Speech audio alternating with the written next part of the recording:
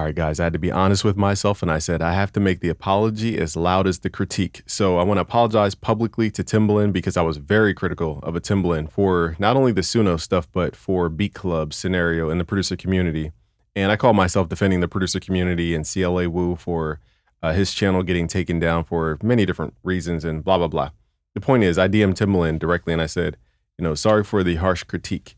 And I want to make a video about it because one, I feel like people are really dragging his name. And I don't want to be a part of leading people to think it's okay to drag somebody else's name in this way, especially when it's super emotional and not based around facts and education. It's just people just throwing rocks. And, I had to look at myself and say, if I don't want people throwing rocks at me, just willingly, then I need to also stop, I'll say attacking people's, actions, okay? Because I do believe as a man we have to be accountable, but I just basically what I'm saying is after I apologized to Timbaland, I took all the material down critiquing a Timbaland because I just didn't understand his perspective. That's what it came down to. And ultimately, when I saw Suno V5 for myself and I used Suno Studio for myself, it transformed my entire outlook on this whole scenario. You're gonna have people saying that AI is evil. You're going to have people saying that AI is stealing, Suno AI is stealing. You're going to have people say that this is, causing, what they say, what was one of the arguments? That it causes a, more people hopping into the music industry, letting the floodgates go. I'm like, you guys understand that nobody will be seen unless it's for the social media platforms. So we actually have a problem with the social media platform showing people more than we have a problem with people making stuff. And that's why I said the argument goes down to fundamental misunderstandings. And I said, because I was so critical publicly for Timbaland, I rolled back all their Twitters, and if I find more, I'll delete it, but I doubt I have any more. But I was heavily critical about Beat Club. And, from my point of view, I was defending a producer community because I felt like the big dog came in to slap the small dog. And Timbaland just was the face of a Beat Club. So I addressed Timbaland, more so I addressed Beat Club, but Timbaland was the face of, so I addressed the entire entity. I never talked to Timbaland before, never hopped on the phone with him. So I was just addressing what actually happened. And, in the future, when the Suno AI stuff came, I associated, because it never got resolved in the producer community, the stuff with the Beat Club thing. So the issues with the Beat Club came over to the Suno conversation. And again, who was the face of it? It just happened to be a Timbaland. So I think a lot of people are doing the same exact thing that I had done, which is, because Timbaland was the common denominator from Beat Club to Suno AI, I addressed the Timbaland as the forefront person. But I think people are addressing AI music in that same way. Really, you guys tend to want to address the nature of the music industry and that everybody can hop in. I'm not here to make arguments. I just think we're all hypocritical in our arguments. One of the arguments that I heard, which we need to revisit, is that AI music will now make it so that anybody can hop in. Like if you were the creator of the universe and you gave everybody a gift to make art, to speak, to communicate, to create stuff, why would you limit that to a certain amount of people? Why can't everybody create from their heart and their brain and their intent? I don't understand why humans feel like they have to prevent other people from getting into something. And that's where I realized, it's because we have a self-interest in keeping our market from being diluted, because ultimately it comes down to money. Now, should everybody be making music for a living? Absolutely not. Should everybody be even releasing music, to monetize? Absolutely not. But truthfully, for us to gatekeep, we have to ask ourselves, why do we preach against gatekeeping in the traditional music industry, but then we want to gatekeep when we want to defend our territory? So you can't have it both ways. And we have to be accountable as men, and grown people in this industry, and just look at our own beliefs and say, how can I justify this if this is also a fallacy? I'm not saying that everything we believe is absolute truth, because if that were the case, we'd all get the results that we wanted to create. And that's not the case. But I do think it's a poor argument to say that AI is just coming to destroy everything. There's already millions of people making music. Do millions of people get attention? We have to ask, how do these platforms even distribute the music that we put out? How do people get their eyeballs on the music to begin with? More music does not dilute the ability for people to find us. It's the algorithm and how it's created. Because think about nature. And see, I went to school for biology, so I look at things a little bit differently than the average music producer. And the whole point of nature is to find the most efficient way to get to the result, the path of least resistance. If you guys look at the Amazon rivers, for example, you wonder why it's like this. It's because that's the path of least resistance, okay? That just so happens to be the natural shape to get from one point to another point. Now, in theory, the fastest way is a straight line, but we know in nature, are you going to find straight lines in nature? Okay. So it gets into spiral and magnetism, stuff I can't even describe on this video, and how everything's either centrifugal or centripetal, but we don't have time to explain all that. The main point I'm trying to make here is that I want to apologize to a Timberland because I was super critical about his name and his brand. And it was because of my ignorance of what Suno could have done. Now, people say I'm sponsored by Suno. I'm not sponsored by Suno. I don't even think I got one email from Suno.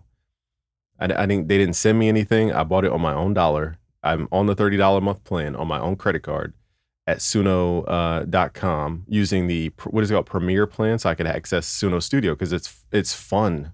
It brings back fun. And I hate when people take Timbaland's words and they spin it, because ever since Bill Cosby, there's been this witch hunt for Black powerful people. Think about it. Bill Cosby. Either him or R. Kelly was first. I forget who was first, but it was like Bill Cosby because he tried to buy NBC? They came after him. Then you saw R. Kelly. Now, I don't know what R. Kelly was up to behind the scenes. And I don't mean in terms of his illicit activity. I mean in terms of who did he offend for them to go after him. So I don't know what happened behind the scenes. But then on R. Kelly, and then we see, who are they coming forward to? Let me pull up a list of people. So I pulled up a list. Yeah, Bill Cosby around 2014. Now, again, I'm not justifying what these men did. What I'm saying is there was this like witch hunt. Any powerful Black man that people saw, they were trying to pull him down. Bill Cosby, for example, R. Kelly, the whole Diddy case. And again, I'm not justifying anything that anybody has ever done. I've even made videos critiquing Diddy, for example. Russell Simmons, Chris Brown after his Rihanna situation, Tory Lanez, for example. And I think that we go after these people in a way where we're like, cancel these people. And then we ask later, what happened to the foundation of hip hop? If we keep growing this hip hop garden and then we cut it at the roots, how are we supposed to have plants anymore in hip hop? And then we're like, how did the culture get taken over by Toronto? How did it get taken over by this community, that community? It's because there's a witch hunt for the people who started the foundation of these things in hip hop. And I'm saying hip hop in a greater culture, not necessarily hip hop music. We're talking about hip hop is a lifestyle. When you're wearing those 4X white tees because of Soulja Boy and the Air Force Ones, that was hip hop. It goes way beyond just the sound of hip hop. It's a culture. It's a lifestyle. That's how we learn. We learn from music videos. We learn from songs, lingo, slang, Uptowns versus Thick Souls versus Air Force Ones. Like, we learned that from music. That was our social media before social media. And, you know, I forget the exact phrase, but it's like, judge a man the way you want to be judged or something like that. I know I'm butchering that. But the main thing is, like, look, we have to be honest with ourselves. We judge people and tear them down, but we've never been in their position. How do you know how you'd act if you had $20 million at your disposal right now and you were 22 years old and you had no authority over you? Like, how would you act? You would probably go crazy, getting a bunch of women, getting a bunch of illicit activities. You would go crazy and you would destroy it all. Most people would. And I think we tend to judge people who have never experienced that before or had parents who even experienced that before and expected them to handle it well. You know, and what I'm trying to say is we always beat the man when he's down, like, but we never empathize with the man to say, oh, okay, I can understand your perspective. And that's where I had to step back and say, maybe I just didn't understand Timbaland's perspective. I was simply ignorant. When I saw Suno V5, I was like, oh, this is why he was so passionate about it. But to the average person, when we heard Suno V3, we're like, it didn't make sense. You know, there's a missing piece. Okay. So I'm not telling you guys to, drop your opinion on other people, but I'm saying that it's becoming toxic to the point where people are not even using facts anymore. They're just going off of emotion, and it's creating this community effort to pull people down and find anything negative and associated with that person. And I think that is extremely destructive. I think there's places to keep people accountable, but the point of accountability is not to destroy something, it's to correct something. So, you know, if I were, for example, something got caught my son's hair the other day. It was a little bit of Play-Doh. And I had a couple options. I said I could either grab a wet, a washcloth and gently try to scrub the Play-Doh out, or I could grab some scissors and completely cut his hair off. Which one made more sense. So the cutting this hair off was more extreme. The washcloth was more, it took more patience, but it actually got the Play-Doh out of his hair. And what I'm saying is that we tend to go for the first obvious, point of solution, which is to cut people out of our community. And sometimes I feel like that's not the solution. That makes it worse, because now the person on the outside who has no, ability to gain reproach or correction, they feel like they're an outsider now. And now they're really going to attack the community because now they have hopelessness. And for people who aren't leaders and responsible over other people's life, you don't understand how deep empathy goes. And all I'm asking in this video is just for the producer community and the artist community. It's one thing to have an opinion, but when you set out to destroy somebody's reputation because you don't agree with something that you're ignorant about, which is the crazy truth, now you're asking for that judgment on yourself. So I wanted to publicly apologize to Timbaland. He didn't write me. Suno didn't sponsor me. This is simply me making it more public because I was super critical of him before. And I've taken down any video before.